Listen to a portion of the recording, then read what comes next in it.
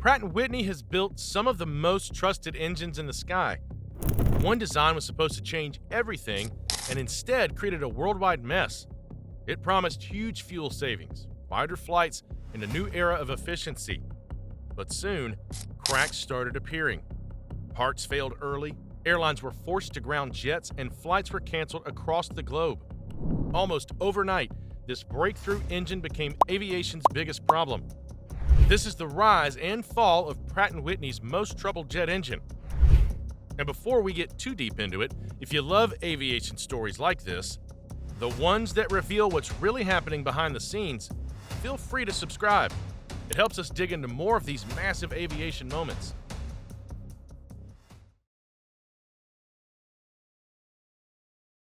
When Pratt & Whitney introduced the GTF, the Geared Turbofan, build is the future.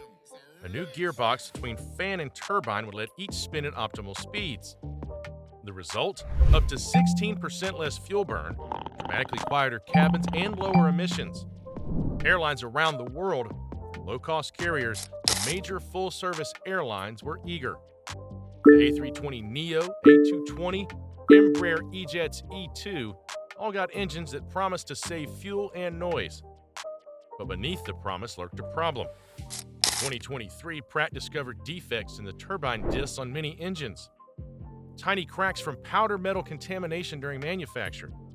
Under repeated stress, those cracks could grow. It meant a potential reliability nightmare for aircraft flying 300 to 500 cycles a year.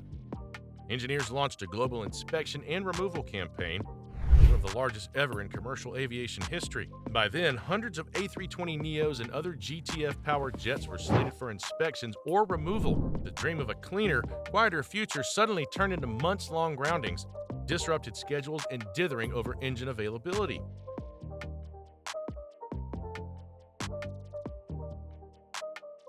The PW1000G powers a broad swath of wildly popular aircraft.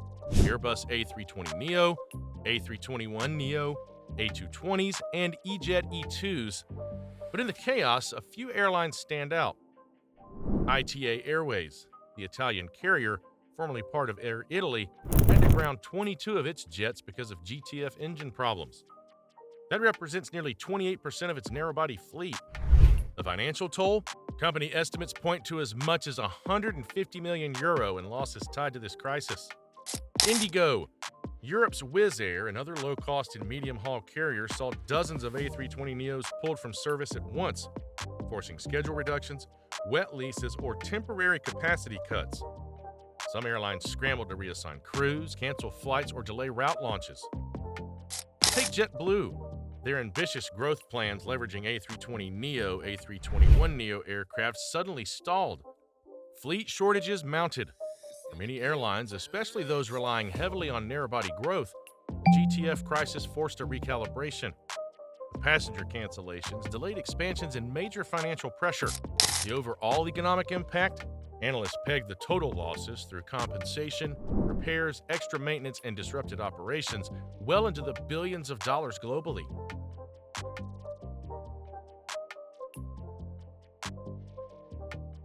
At the heart of the GTF failure was a manufacturing issue few outside engine makers appreciate. The turbine discs in question were built from powder metal. Under high stress and thermal cycling, microscopic contamination had created tiny flaws deep within the metal matrix. Over time, sometimes after dozens of takeoffs and landings, those flaws grew. Cracks spread internally, eventually compromising the structural integrity of critical components in the hot section. In many cases, blades or discs began to fail earlier than expected. Worse, the failure mode was insidious. Not a sudden catastrophic blow, but slow degradation. But 2023, Pratt & Whitney recognized the scope and issued a worldwide campaign: inspect, replace, and upgrade. But for airlines operating high-utilization narrow-bodies, even a short time on ground means lost profits, disrupted passenger schedules, and trust issues. Meanwhile, other related issues emerged. Buster liner distress, gearbox vibration concerns on early GTF builds, and oil seal leaks. Problems that cast doubt on whether the engine, though innovative, was mature enough for global commercial heavy use.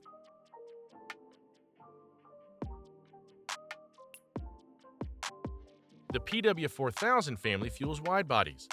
Boeing 747s, 767s, MD-11s, and crucially, many Boeing 777s. For decades, it powered transcontinental and intercontinental giants. A string of failures shattered that trust. On February 20th, 2021, United Airlines Flight 328, a Boeing 777-200 using a PW1000 engine, suffered a catastrophic fan blade separation just minutes after takeoff from Denver. A loud bang, then fire. Debris rained onto suburban neighborhoods. The pilots declared an emergency and returned safely, but the event made headlines worldwide. The official investigation concluded the failure was due to metal fatigue. One fan blade fractured at the root, another mid-span, and the fragments triggered an in-flight fire and loss of nacelle components. In response, the U.S. regulator, FAA, immediately ordered all Boeing 777s with PW4000 engines grounded. Roughly 69 in service and 59 in storage at the time. International regulators took similar steps. But the 2021 incident was far from the first. Japan Airlines had experienced a similar fan blade crack in late 2020. The 2021 failure exposed how hollow core fan blades and insufficient inspection regimes allowed fatigue cracks to grow, unnoticed, over hundreds or even thousands of cycles. The fallout was massive. Wide-body networks disrupted, 777 routes canceled or postponed, and airlines scrambling to reallocate aircraft. Not just 777s, but using smaller wide-bodies or other alternatives. For a plane designed for global intercontinental service, the PW4000 crisis represented a structural failure in decades-old confidence.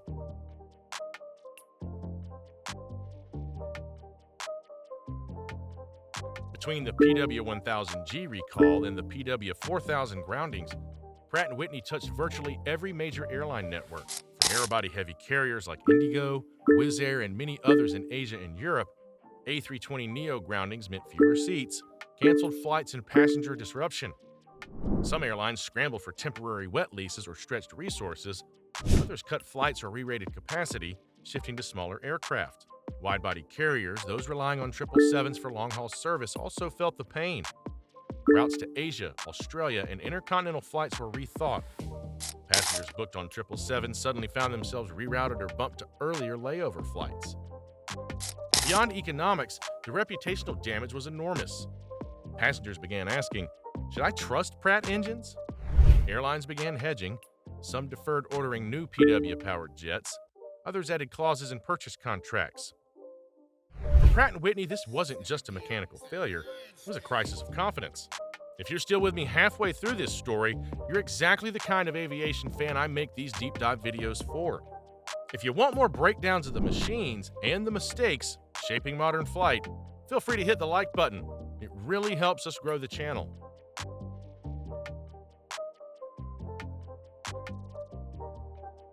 In the face of the storm, Pratt & Whitney responded on multiple fronts. With GTF engines, they initiated a multi-billion-dollar durability upgrade plan. Turbine discs were rebuilt with improved materials, cooling paths redesigned, new alloys and coatings rolled out, entire engine cores were retrofitted. At the same time, maintenance and overhaul capacity expanded worldwide. Shops in the US, Europe, and Asia ramped up. Airlines waiting through groundings were offered repair and compensation plans. For example, ITA Airways estimated their losses at €150 million and began negotiations for reimbursements.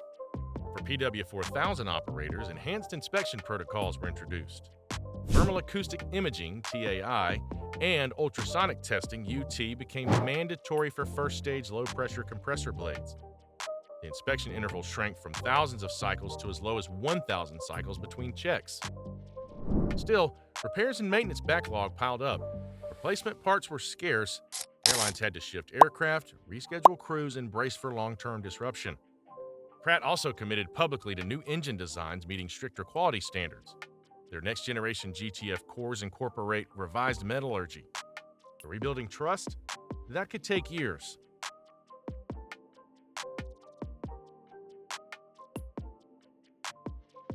Airlines learned hard lessons.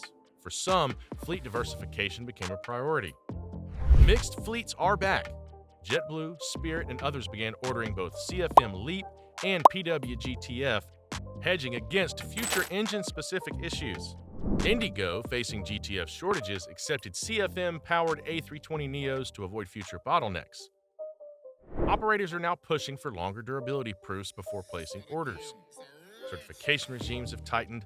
Engine manufacturers know that airlines expect transparency and are no longer willing to gamble on cutting-edge technology at the risk of reliability. Scheduling margins increased. Airlines now build in extra maintenance buffers. Wet lease contracts are more common as contingency. And from the passenger side, many flyers might never know which engine powered their jet. But airlines do, and that knowledge is now shaping purchase, lease, and scheduling decisions for years to come.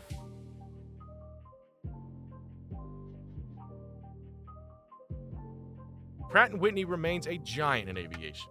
They still power the A220 exclusively. They have thousands of GTFs on backlog. Their defense and military engine business is robust.